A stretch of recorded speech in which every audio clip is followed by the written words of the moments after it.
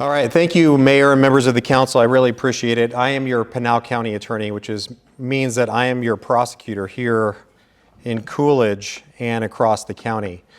I've been going around to the various town councils to talk about criminal law updates. And the reason why I think is important, not only for the council to know what's happening in their community, which I know you do receive a lot of information, as do I, but just from the prosecution perspective. You know, you have a fantastic police chief here, and he provides some information, but he doesn't necessarily have some of the prosecution statistics that I'm going to talk about here tonight. I think the other important part is to talk to members of the community about what is happening in their community. Specifically, we're going to show some slides here that talk about street level data, and I'm not going to go too into the weeds. If any members of the council or any members of the public have additional information they would like to ask, we can actually go down to the street level and show you where the crime is at here in the town of Coolidge. And so I want to talk and get into this here today because I think it's very informative and instructive. But the biggest thing that I wanted to highlight is when I came into office, we set policies, as do all elected officials, and we want to show some of the results of those policies. And of course, in the criminal law realm, those things take time. And so we want to show you what's actually happening and where the trends are going. And so with that, Mayor, I'd like to get into some of these slides. Now, I want to lead with probably the most important number, is that homicides are down 86% as of last year, which I think is important. Now, I want to go back a couple of years. In 2023, Coolidge recorded actually 7 first-degree murder cases, which is an extraordinary amount of concentration in one town. In 2024, it dropped to 3. And then in last year, the first year of my administration, this town had 1, which is an 86% reduction in homicides over 3 years. Now, I know there are multiple factors for this type of thing, so I just want to give you the information. We're not here to say exactly what is the cause of why some of these numbers are going up and some of these numbers going down. I think we're going to get that information as we go along over the next few years during the term of my administration. But I think this is significant. And I think this relates to, how well we're working with the Coolidge Police Department, our local federal partners, and also really kind of a localized approach. One of the policies that implemented in my office is we actually like to have a prosecutor come out to the town and actually sit in the police department. Now, we wish it could happen more often, but because of staffing and other things, we can't do it all the time. But we do get information about what's actually happening in the community. That information gets rolled up and then eventually passed up to me so we can try to react to the needs and the things that we're seeing in the community. And we think some of these reductions are related to some of that coordination that we have with your police department and your police chief. Second, violent offenders are truly being accountable. While homicides have plummeted, aggravated assault prosecutions have nearly doubled, rising from 14 in 2024 to 27 in 2025. Now, of course, this is not a contradiction. It means we are intervening what we believe earlier and charging much more aggressively on these types of crimes before violence escalates to the most serious level, to those homicide levels. In 2025, our assault charges included attacks on first responders, strangulation-related domestic violence offenses, deadly weapons offenses, but we are truly sending a clear message that if you act seriously and you commit violence in Coolidge, you will face felony consequences. And in some case, we won't even give a plea deal because some of these people are so violent that they don't deserve a plea. They deserve to go to trial and they deserve to be locked up, put in prison for a long period of time, away from members of the community. Third, and we're going to get into the slides here in a little bit, but third is drug enforcement. I wanted to highlight this issue.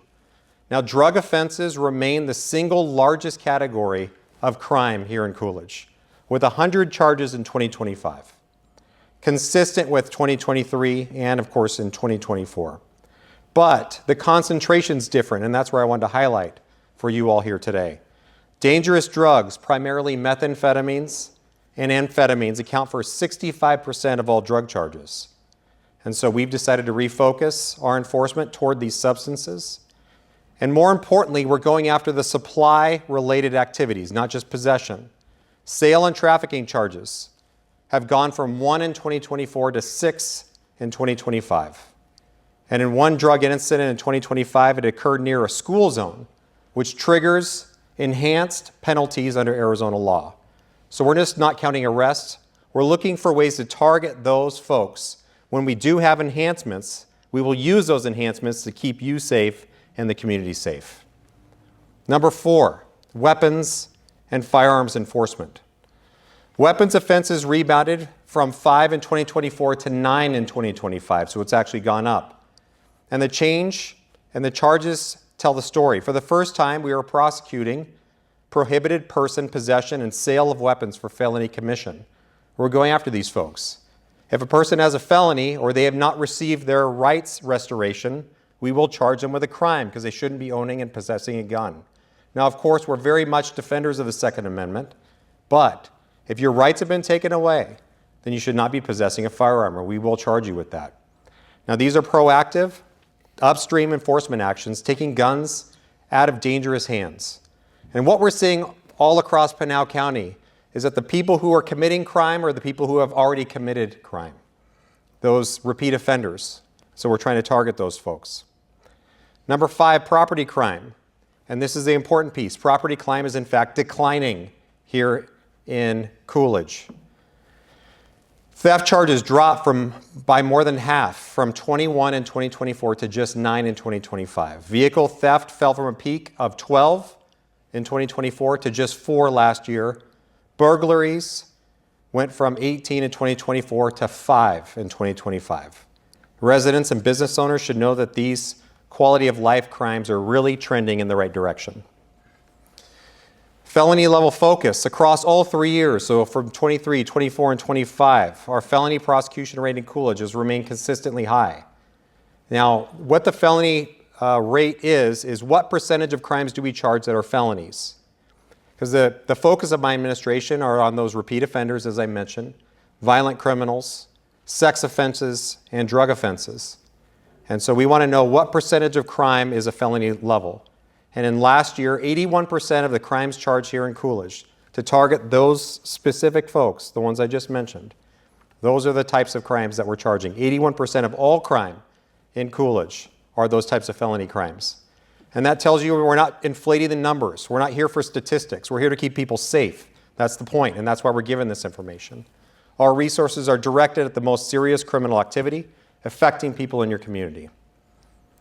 Protecting the vulnerable. In 2025, we charged 12 sexual offenses, including new charge types like sexual extortion that reflect the evolving nature of these crimes.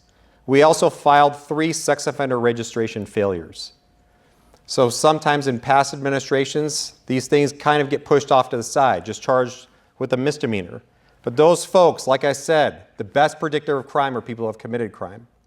And so those people who have refused to register, sometimes we've given them warning after warning after warning. They refuse to register, we're done with that. We're now charging them with a felony, as it should be. And this category was absent in many years prior.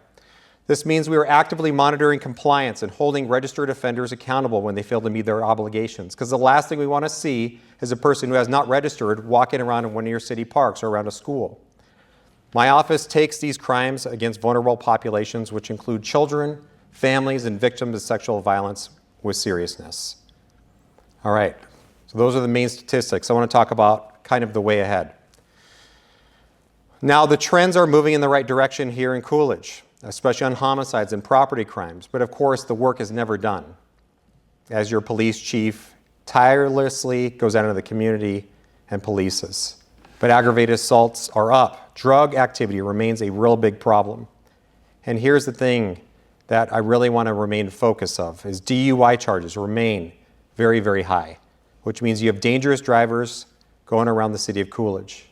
Unfortunately, across Pinal County, my office responds to almost 1 DUI-related death a week. We just had one last week. It's very, very sad situations. It's something that we never want to see.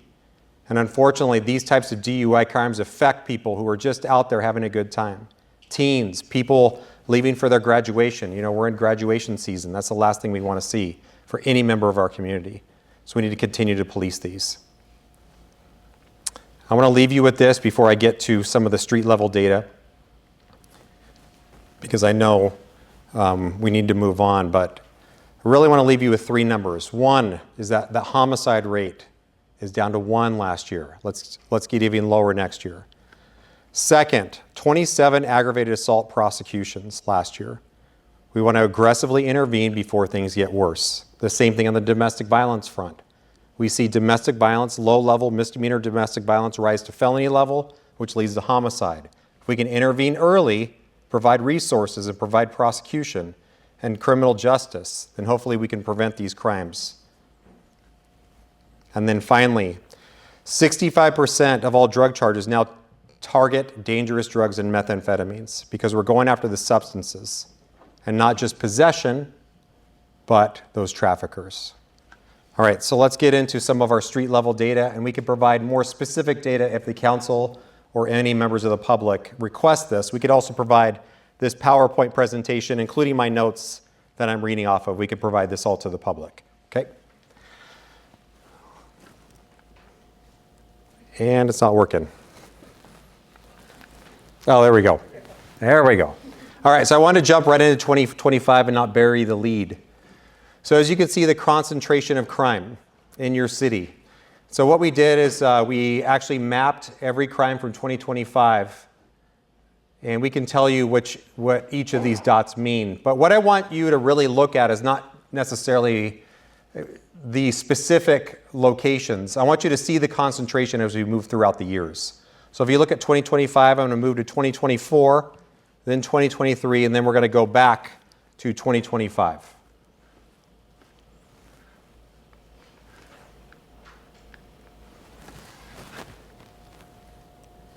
If it will work. There we go.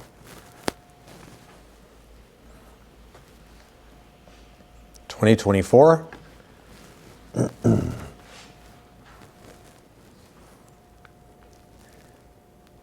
2023.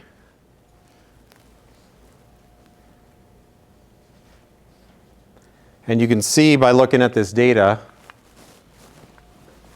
how much is around the 87 in the Main Street area. Now, I'm going to go back to 2025. Now, if you think here's what I noticed when I looked at the data, and you all can make your own estimations. But what I'm starting to see is more a spread out concentration. You're not seeing such a concentrated areas of criminal activity.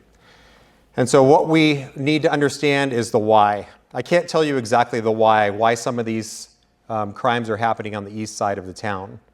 But we're looking into that data. We're going to start going into the specifics of those particular people, and we're going to provide that information to your police chief so that we can see if we can head some of this stuff off at the pass. Because it would please me, and I'm sure it would certainly please you, if I can come here next year and present data, and there's half fewer dots here on this map.